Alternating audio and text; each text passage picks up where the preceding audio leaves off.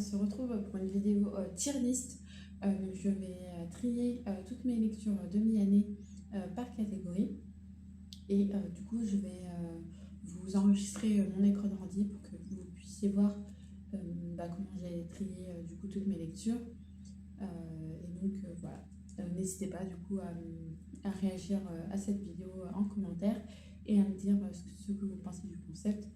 C'est pas un concept nouveau que j'ai inventé ou quoi que ce soit, mais si ça vous intéresse ou si vous avez envie que je reprenne ce concept de tier list avec d'autres types de catégories, n'hésitez pas à me le faire savoir en commentaire et je vous dis bon visionnage.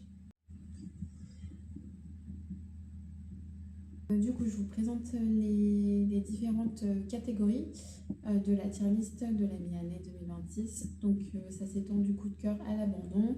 Et entre les deux, on a la catégorie j'ai adoré. Donc, ça veut dire que c'était une super lecture, mais il me manquait un petit quelque chose pour que ça atteigne le coup de cœur. Ensuite, on a les bonnes lectures. Donc, c'était satisfaisant, mais voilà, c'était pas. C'était une bonne lecture sans forcément que ce soit hyper bien quoi. Ensuite il y a le j'ai apprécié mais sans plus. Donc c'était une chouette lecture mais ça m'a pas forcément plus percuté que ça. Et après on a les deux on va dire catégories négatives. Donc j'ai un peu perdu mon temps, donc ça veut dire que j'ai terminé le livre mais que ça aurait pu finir en abandon clairement.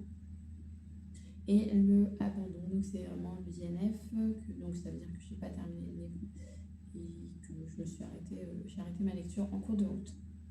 Donc c'est parti. Alors le premier livre c'est Way Back Love de Seo Eun-chae. Donc malheureusement Way Back Love ça a été, alors ça n'a pas été un abandon, ça aurait pu, mais j'ai terminé le livre. Et je suis un peu restée sur ma fin et encore c'est plus négatif que ça. C'est que je suis passée un peu à côté. Donc malheureusement ça va être j'ai un peu perdu mon temps. J'aurais pu le DNF mais en fait c'était tellement rapide à lire que je suis quand même allée au bout de ma lecture. Ensuite, The Great Misfortune of Stella Sedgwick. J'avais beaucoup d'attentes par rapport à cette lecture. Ça me faisait un peu penser à The Davenport d'une autre de Kirsten Marquis, je crois, le nom de l'autrice c'est ça. Mais là c'est écrit par S. Isabelle. Pareil, je suis un peu passée à côté de ma lecture. C'était très... Alors, je sais que c'était adressé à un public jeune adulte, mais le style d'écriture m'a pas forcément convaincue. Et il y avait beaucoup de répétitions aussi dans le texte. Et voilà, c'était pas fou non plus. C'était sympa, mais... Enfin, en fait, ça aussi entre j'ai apprécié mais sans plus et le j'ai un peu perdu mon temps. Mais là, c'était... Ouais, c'est un peu entre les deux, quoi. J'ai un peu perdu mon temps quand même. Même si le livre n'était pas si long. Donc, ouais, pas fou. On ne démarre pas très bien la tier list. Ensuite, The Candle and the Flame, écrit par Nafissa Azad. Donc là, on est plutôt dans une fantasy slash romantasy, parce qu'il y a quand même un intérêt amoureux qui va prendre un peu le pas sur l'intrigue, avec des personnages d'Asie du Sud. Et c'était chouette, franchement c'était chouette. Je trouve que c'est une des rares lectures que j'ai lues en anglais. Je m'étais dit je vais lire un livre en anglais mais cette année, mais non, pas du tout. Du coup, The Candle and the Flame, c'était une bonne lecture. Ouais, c'était sympa. Et franchement, je vous recommande. Je sais pas pourquoi ça n'a pas été traduit d'ailleurs en français, mais bon, il y a un peu tellement de choses à traduire que ouais, les éditeurs sont peut-être passés à côté de celle-là. Et après, c'est vrai que ça n'a pas été non plus un carton. Je sais pas si ça a été un best-seller aux États-Unis, mais en tout cas, il n'y a pas eu forcément d'écho côté francophone pour que ce soit traduit, je pense. Ensuite, on a Sous les strates de Lou Eve. Franchement, c'était une chouette lecture. Donc là, on suit une jeune femme d'origine vietnamienne qui a été adoptée par un couple français et qui va un peu parler de son parcours d'adoption et de son orientation sexuelle, pardon, parce que c'est une femme lesbienne. Et du coup, c'était sympa. C'est pas forcément mon genre de prédilection parce que c'est du. Alors, c'est pas vraiment de la fiction, parce que je trouve que c'est l'autrice qui raconte vraiment son parcours. Mais ouais, on est plutôt sur autobiographie, un peu romancée. C'est pas mon genre de prédilection, mais c'était sympa à lire. Je l'avais acheté d'occasion, je crois, à Gilbert. Mais ouais, chouette lecture. Puisqu'il y a pas mal de thématiques abordées en termes de représentativité, c'était quand même sympa. Ensuite, on a Ruby Fruit Jungle de Rita Mae Brown. Donc ça, c'est un service presse que j'avais reçu de la part des éditions Héloïse d'Ormesson. Franchement, c'était chouette. Donc Ruby Fruit Jungle, on suit une jeune Ruby qui a grandi, il me semble, en Floride, dans une famille assez pauvre, et en fait elle rêve de devenir réalisatrice, et du coup il me semble que c'est dans les années 60, 70, je ne me rappelle plus trop. Et ouais, ça, c'est pas forcément un parcours qui était très prisé par les femmes. Et du coup, ouais, c'était sympa à suivre. Et on va voir tout ce qu'elle entreprend et tout ce qu'elle va mettre en œuvre pour réaliser ses rêves. C'était une bonne lecture, franchement. J'avais bien aimé. Ensuite, on passe aux Les Survivants du ciel de Kritika Ashraou. Ce livre, c'est mon coup de cœur 2026. Donc c'est un livre de science-fiction adulte. On va suivre une population qui vit sur des îlots suite à un dérèglement climatique. Et il va y avoir pas mal d'enjeux et pas mal de nœuds un peu narratifs qui vont se dessiner. Et franchement, c'était une super chouette lecture. En plus, il y a une romance. Alors, c'est un roman à multiples points de vue. Et il y a une romance qui est assez présente dans le texte, mais qui est dépeinte d'une manière que j'ai rarement vue dans tous les genres. Je pense que c'est la romance que j'ai préférée. Et en plus, c'est même pas un livre de romance, donc ça en dit long sur le genre. Mais ouais, c'était super chouette. Ouais, coup de cœur. Je pense que je lirai la suite de la saga volontiers. Et ouais, c'est super chouette si vous êtes friand de science-fiction, foncez. Donc je le mets dans les coups de cœur. Noirs sont les âmes perdues, Dorian Dardre. Donc ça, c'est de l'urban fantasy avec des vampires, des âmes un peu emprisonnées, etc. C'était sympa, franchement. Moi qui suis pas... J'ai un peu du mal avec l'urban fantasy. Enfin, j'ai un peu du mal. Je suis assez difficile, on va dire, dans mes choix de lecture en urban fantasy. Et j'ai été convaincue. Pour la première partie du texte, j'ai été plutôt convaincue. Après, c'est vrai que ça a basculé un peu sur la romance. Ça m'a un peu... Je suis un peu passée à côté de l'intérêt amoureux, mais bon. C'était une bonne lecture, je dirais, quand même. Je n'ai pas adoré, mais c'était chouette à lire. Hop. Donc ça va ici.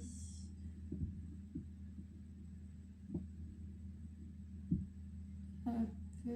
Ensuite, Nimbe de Elie Hénon, qui a été publié en édition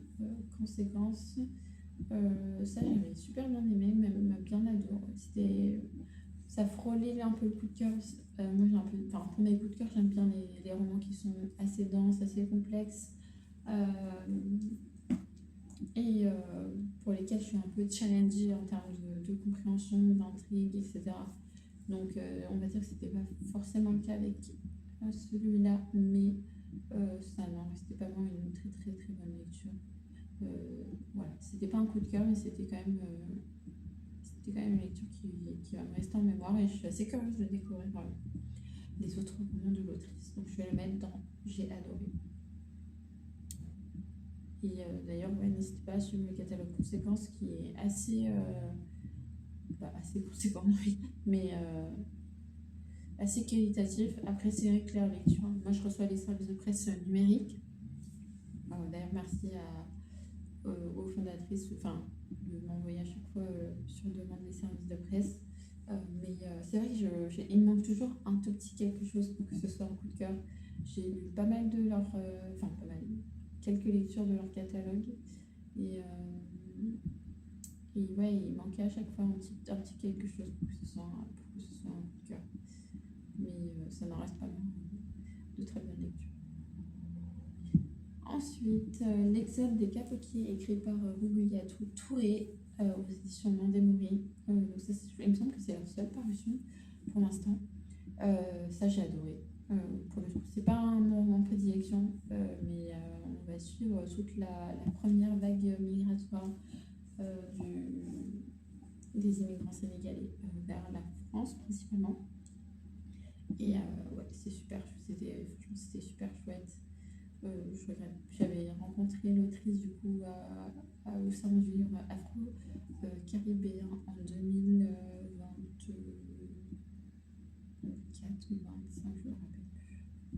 Il me semble que c'était 2024. Et ouais, super chouette. Franchement, c'était super chouette. Et donc, je vais le mettre dans J'ai adoré. C'était pas un coup de cœur, presque.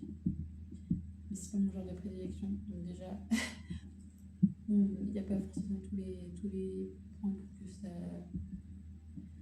marque pas forcément tous les points, mais c'était une très très chouette lecture et je suis vraiment curieuse de découvrir d'autres romans, que ce soit de l'autrice ou de la maison d'édition d'ailleurs, parce qu'ils font vraiment un boulot super chouette. Ensuite, L'espace d'un an de Becky Chambers. Donc ça, c'est un livre qui a été assez publicité dans les sphères francophones, mais je suis un peu passée à côté. Pourtant, j'ai bien aimé, mais j'ai eu un peu du mal à capter la vibe. J'avais pas trop la vision, je sais pas. Mais on va dire que j'ai apprécié. C'est pas pénible à lire, mais c'était pas non plus une hyper chouette lecture. Ouais, j'ai eu un peu du mal. Donc je vais plutôt le mettre dans j'ai apprécié, mais sans plus. Désolée.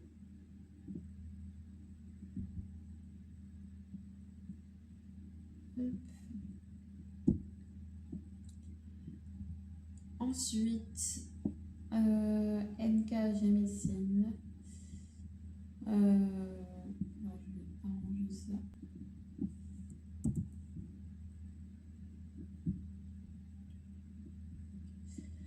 N.K. Jemisin. Donc j'ai commencé la saga des livres de la Terre fracturée. Et encore un livre qui a un prix Hugo. Et pour lequel je suis passée à côté. Malheureusement, pourtant j'ai entendu énormément de bien de l'autrice, que ce soit de l'autrice, je sais pas, de la saga. J'ai jamais entendu d'avis négatif, mais j'ai pas réussi. Déjà la narration, elle est au-dessus. Ça va déjà d'entrée, ça m'a déstabilisé. Et ouais, j'ai eu un peu du mal avec la plume. Donc ça va être c'est un peu un mélange de j'ai apprécié mais sans plus et j'ai un peu perdu mon temps. En fait, c'est un peu plus négatif que L'espace d'un an quand même, parce que là j'ai vraiment souffert pour terminer. Donc ouais, désolé, ça va être j'ai un peu perdu mon temps. Ensuite, la trame de Sylviane Cortia et Bruno Le Sailly. Alors là, je pense que c'est un livre que j'aurais dû DNF, malheureusement, mais je ne l'ai pas fait. Enfin, malheureusement. Heureusement pour moi, mais non, je ne l'ai pas fait. J'ai voulu souffrir et j'ai bien souffert. Il y avait un potentiel qui était quand même assez remarquable, mais ouais, le personnage principal là, qui à chaque fois qu'il rencontre une femme a envie de se la faire, c'est un peu gênant à la longue. Et puis les affaires de mœurs, enfin, je sais pas, j'ai vraiment. Ça me fait mal de le mettre au même niveau que NKG Messi. Mais ouais, en fait, ça aurait dû être un abandon. Mais j'ai persisté. Donc ça va être dans. J'ai un peu perdu mon temps. Oups.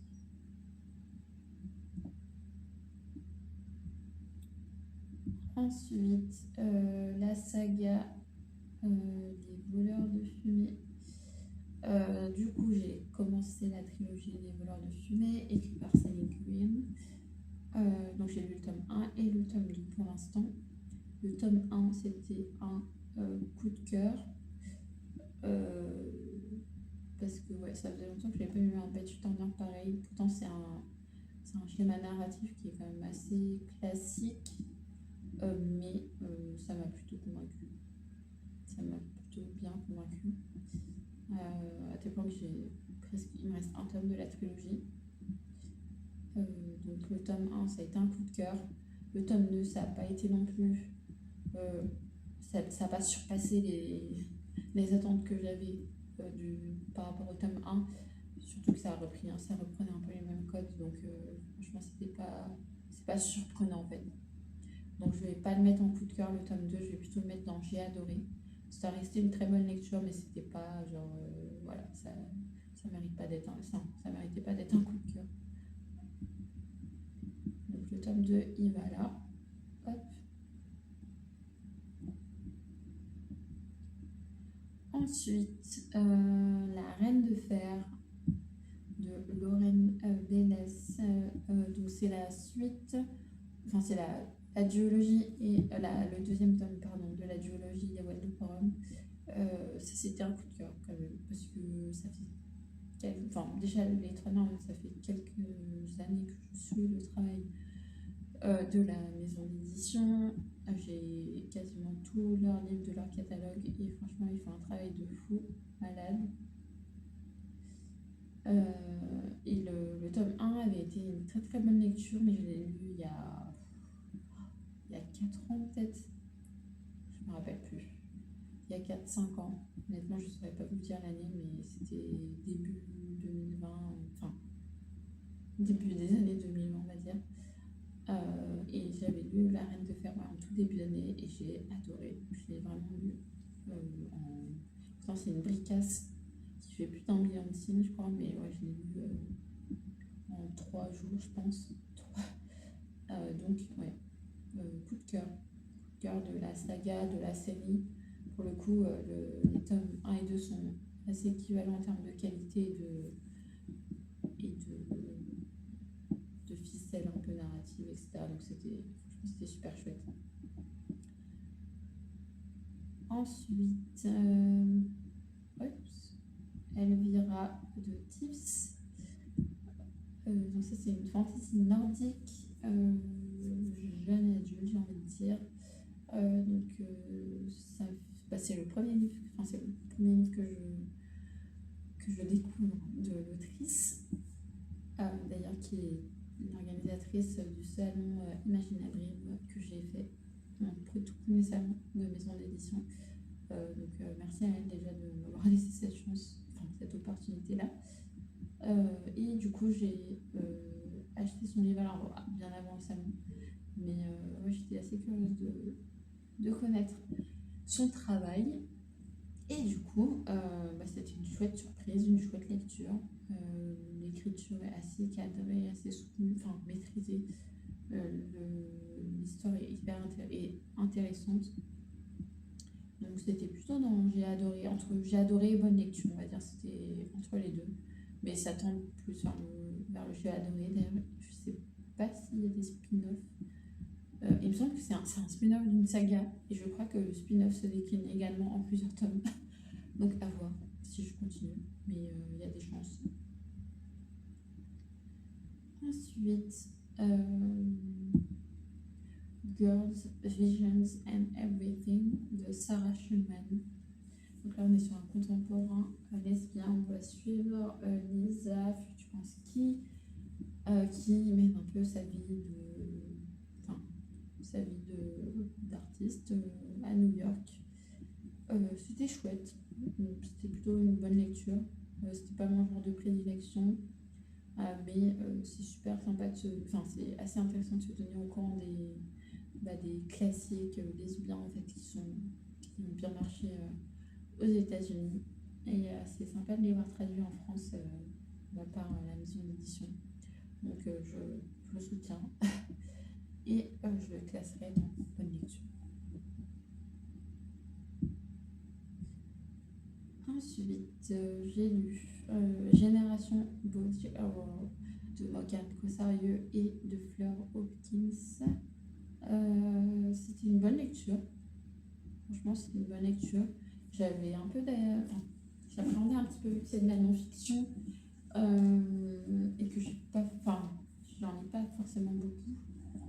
Du coup, je me suis dit, si j'accroche pas à la plume, ça va être compliqué de terminer le livre. Et au final, c'est assez fluide à lire. Il y a énormément de références. Je les avais pas toutes, honnêtement. J'en avais quelques-unes, mais pas forcément toutes.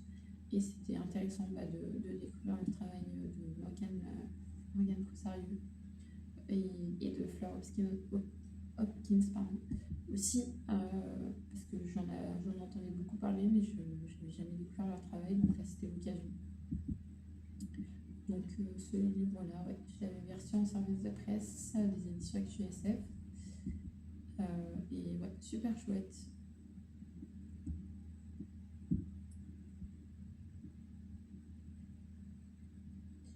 Ensuite,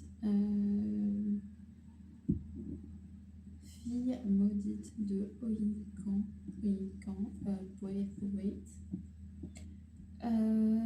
Alors, ce livre, je l'avais reçu également dans de presse de la maison d'édition La Croisée. J'avais bien aimé. Après, c'était pas non plus. C'était chouette. J'aurais aimé que ce soit un peu plus développé sur certains points. Donc, je les ai à le mettre entre bonne lecture et j'ai apprécié, mais sans plus. C'est un peu les deux en fait. C'était sympa à lire, mais est-ce que ça va me rester en mémoire pendant X temps, je sais pas. Donc c'est un peu... Ouais. Je ne sais pas. Je vais le mettre dans j'ai apprécié quand même, mais sans plus. Parce que quand je compare aux autres que j'ai mis dans bonne lecture, j'ai quand même plus apprécié. Non. Enfin, moins apprécié du coup. Mais ouais.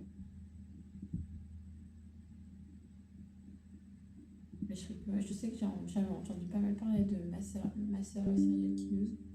Donc à découvrir pour savoir si je continue à lire les romans de l'autrice.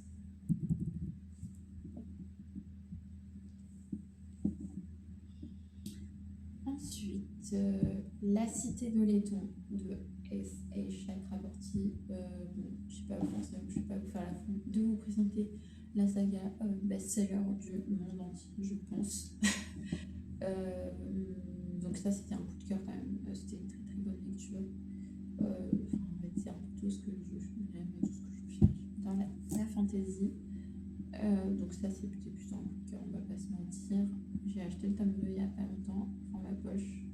Donc j'ai hâte de terminer cette trilogie. Donc ça va aller dans le coup de cœur. Il n'y a rien qui m'a déplu en vrai, à part si ce n'est même les intérêts amoureux, ils étaient quand même assez pertinents. Donc, coup de cœur. Ensuite, à 4, on refait le monde de Aya Balbuena. C'est un roman post-apo jeune adulte que j'avais participé à la campagne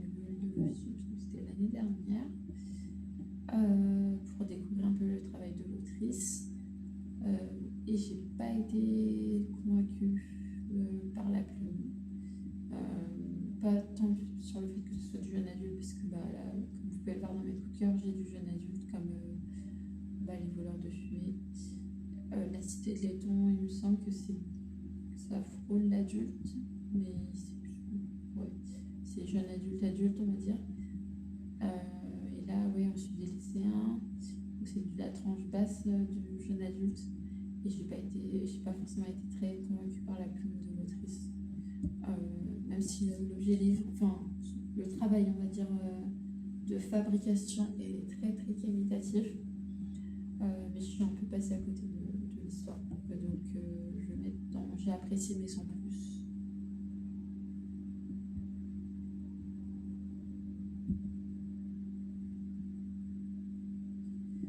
Tac. Ensuite, Les Jardins du Temps de Émilie Carbalec. Donc ça, c'est également un service de presse que j'ai reçu de la part de la maison d'édition. Je suis passée à côté. J'ai même pas terminé le livre. J'ai le premier tiers que j'avais beaucoup apprécié le récit. Mais après, c'est pas possible pour moi de le finir. Trop poétique, ça partait un peu dans tous les sens. J'arrivais pas trop à situer où on était. Ouais, je perds des pieds, donc j'ai arrêté. C'est le seul livre d'ailleurs que j'ai abandonné de l'année pour l'instant. Ensuite, Le cercle de Lady Tan de Lisa Si. Coup de cœur de l'année. Là, ça, on est plutôt sur de l'historique, une fiction historique qu'on va suivre.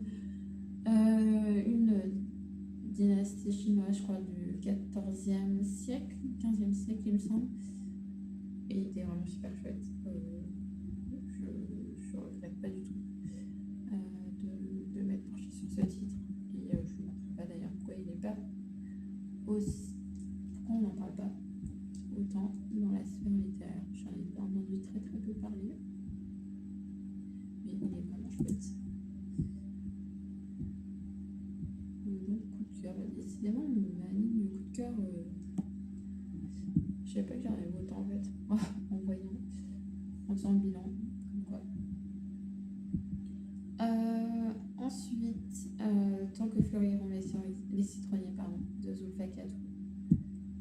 C'était une très chouette lecture, très poignante. Je ne vais pas vous faire l'affront de faire le résumé, je pense que vous le connaissez. Donc c'était pas un coup de cœur, mais c'était une très très bonne lecture, ouais. Donc je vais le mettre dans j'ai adoré.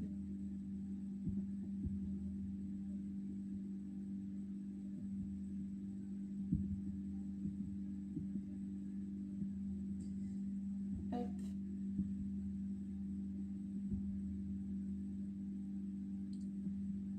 Ensuite, Que sommeille la bête de Carlo Scalamonde.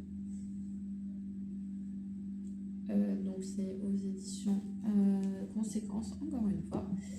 Et là, c'est de l'urban fantasy adulte. Romantasy, ouais, c'est un peu de la romantasy quand même.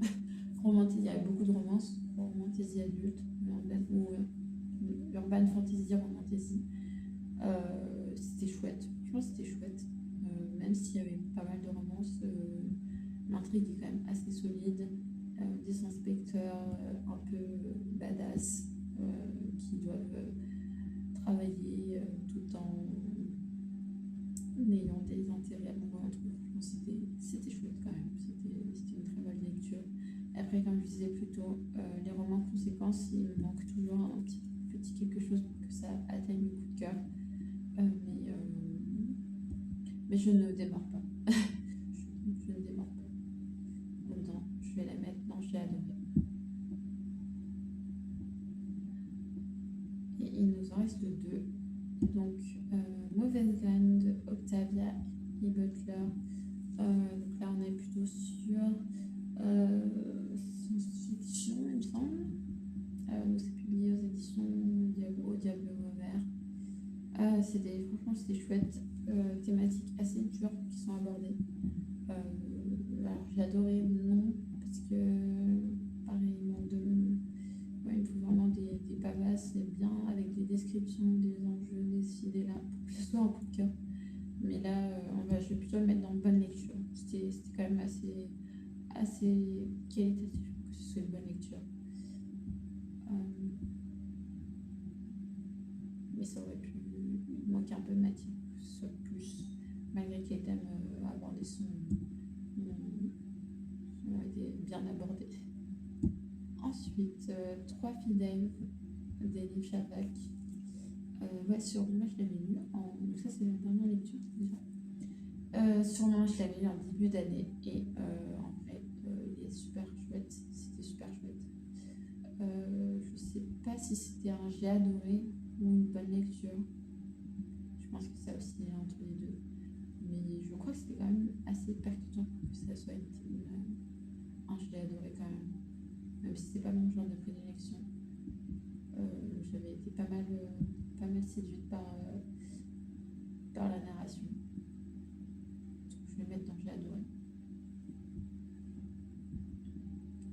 Hop. Et voilà, j'ai terminé le classement de mes 27 lectures, je crois, de la mi-année. Bien sûr, l'année n'est pas terminée. Je ferai peut-être, je sais pas si je ferai une tier list comme ça ou par trope. Ça pourrait être sympa d'ailleurs. Ou une tier list avec ces catégories-là et une tier list avec des tropes, ça pourrait être sympa d'ailleurs. Donc n'hésitez pas à me dire en commentaire si vous avez lu ces lectures, dans quelle catégorie vous les auriez mis si c'est le cas. Et puis n'hésitez pas à me dire si vous avez aussi des vidéos qui sont sorties sous forme de tier list pour que j'aille les voir. Et on se dit à bientôt pour une prochaine vidéo.